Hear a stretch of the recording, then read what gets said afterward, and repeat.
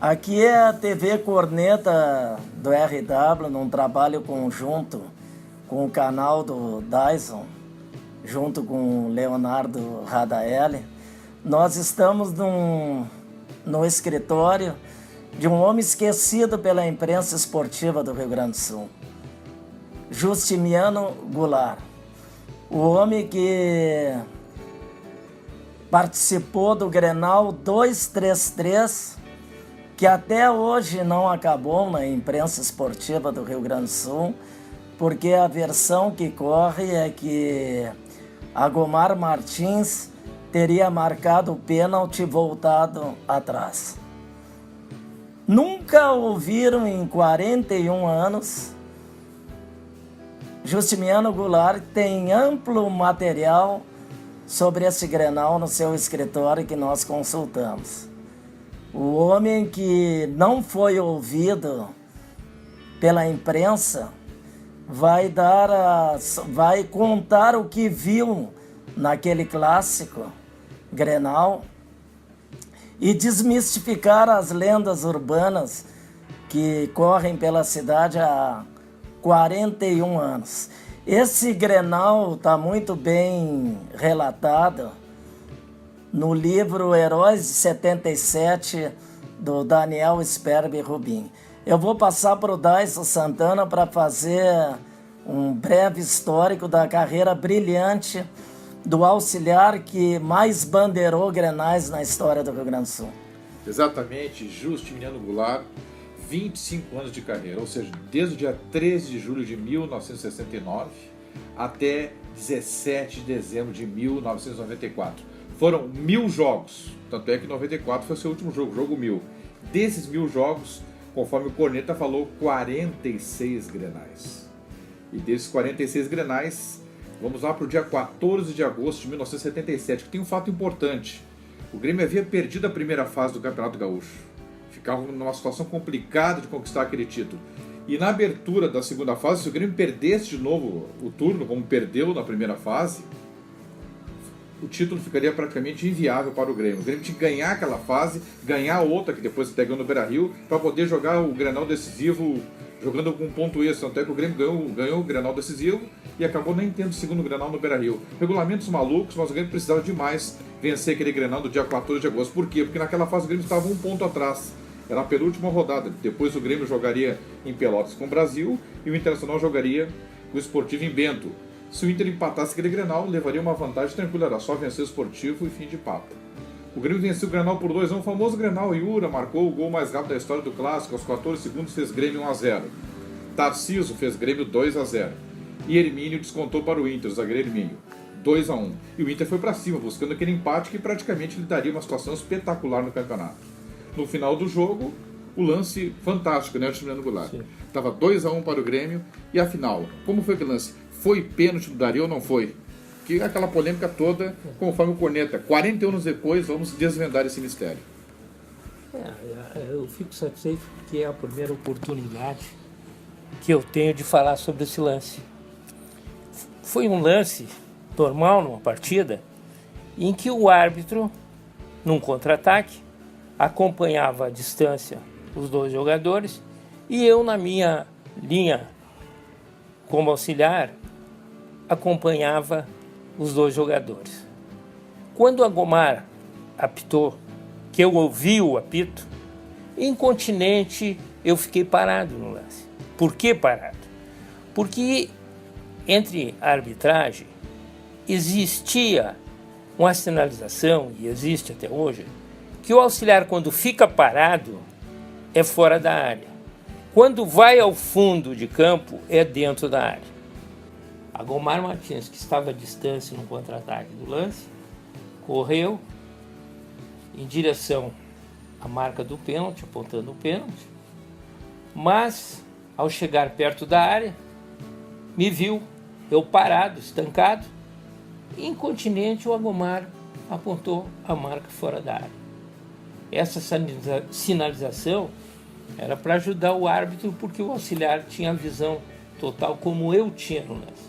E para mim, na minha opinião, quando o Anchieta fez a alavanca, o jogador do Inter foi fora da área, com o pé fora da área. Incontinente eu fiquei parado e Agomar obedeceu a minha sinalização. Foi pela minha sinalização. Então, se existe uma pessoa que mudou a opinião do Agomar, foi justamente eu que estava ali para auxiliá-lo, para deixar, para informar que o lance foi fora da área. Até hoje dizem que Agomar mudou de opinião porque os atletas do Grêmio deram peitaço nele. Eu digo para vocês tranquilamente, nenhum jogador teria a coragem, a petulância de dar um peitaço em Agomar Martins. Agomar era um árbitro íntegro e jamais aceitaria a situação. Evidentemente que houve o protesto dos jogadores do Grêmio, abrindo os braços, estancado dentro da grande área. Mas Agomar só mudou de opinião porque viu eu parado. A sinalização foi perfeita. E depois disso eu digo para você tranquilamente, nunca mais eu falei, nunca mais nós falamos sobre esse lance. Até esse momento. Até esse momento. 41 anos depois. Porque aquela passagem, aquele lance parou ali. Evidentemente que os jogadores do Inter, dirigentes, protestaram, né? Depois a gente viu que até os jogadores do Grêmio disseram que mudaram, que foram no Bandeirinha, que foram no Agomar, que o Agomar mudou o lance porque eles protestaram. Nada disso, pessoal. O que aconteceu foi justamente isso. O Agomar Martins, ao me ver parado, ele mudou a opinião dele que tinha dado, porque ele constatou que eu estava sinalizando para ele que era fora da área. E mais, eu digo para vocês, Agomar Martins era um meticuloso nos detalhes. Nós, antes de cada Grenal, a gente se reunia e relembrava as sinalizações e os detalhes, para nós irmos para o jogo bem tranquilo, para nós aplicarmos as leis e as sinalizações que o futebol tem. Dyson, alguma questão? Não, assim, o que ficou colocado, então, que na época, aquela questão da lenda, né? Sim. Eurico, lateral direito do Grêmio, Anchieta e o Oberdan, que deu o peitaço, o Anchieta que também chegou junto ali com o Agomar. Então, tudo isso é lenda. Isso aí. Não, isso fizeram uma lenda, porque evidentemente os jogadores que quando marcam uma falta, um pênalti, todo jogador invoca, protesta, né, tenta. Mas eu digo para vocês, na minha atividade com 25 anos de arbitragem, nunca vi um árbitro que marcou um pênalti mudar de opinião. Nunca aconteceu comigo e nunca vi. Apitar o pênalti lá dentro da área, botar no arco e, como também geralmente acontece, os jogadores protestam. A verdade é que não houve o pênalti. Como o senhor sinalizou fora da área. Exato, exatamente. E como o senhor tem a foto ali do tenho Lauro Quadros, Lauro Quadros, na época mostrando ali o lance. Mostrando, e ali você vê tranquilamente uma foto mostrada de fundo do campo, onde a alavanca que o Anchieta faz no jogador do Inter é fora da área. Tá claramente. Está claro aparecendo na foto, está claro que está fora da área. Mas isso aí foi um assunto esquecido pela imprensa e que nós viemos aqui para registrar esse momento histórico no blog aí, né? Exato, sempre lembrando, né? 14 de agosto de 77, o Grenal vamos dizer assim, pelo regulamento, era a segunda fase. O Grêmio perdeu a primeira fase, o Grêmio ganha essa segunda fase, ganha a terceira e ao ganhar o Grenal final por 1-0, gol do André Catimba, no dia 25 de setembro, conquista o título. O Grêmio precisava ganhar aquele Grenal. Estava 2-1 para o Grêmio, empate, e encaminharia uma situação maravilhosa para o Inter, que ganharia também a segunda fase. E esse Grenal, além do fato do pênalti não marcado, que não houve o pênalti, tem o gol do Yuri aos 14 segundos, e também teve até uma pancadaria no final desse clássico. Então esse clássico é marcado por 3 etapas. Os jogadores do Grêmio brigaram com os jogadores do Inter no final do jogo. Teve o Grenal, teve o gol aos 14 segundos, e esse lance maravilhoso que o senhor está desvendando agora. Mas tem uma coisa importante: o presidente do Inter era o Frederico Arnaldo Balvé, e o vice era o de futebol, o da Alegrave. Eles incomodaram na imprensa a ponto que o Agomar Martins largou até bem uma lenda. Não, evidentemente eles protestaram, incomodaram o Agomar, que era uma pessoa de fibra, um homem, não aceitava aquelas reclamações. Houve um bate-boca, mas o Agomar, depois disso, até apitou outros jogos. Né, que dentro teve, do próprio campeonato? Dentro do próprio teve campeonato. Toda a terceira fase que teve outra aqui. Fase. Né, não foi esse Grenal, não foi o Grenal que decidiu o campeonato. Sim.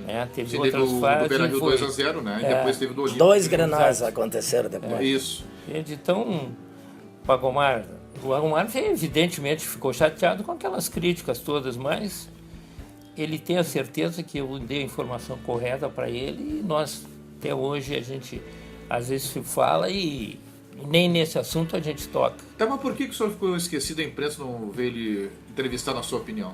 Não, eu acredito porque eles entrevistaram muito o Agomar, né, que era o árbitro do jogo.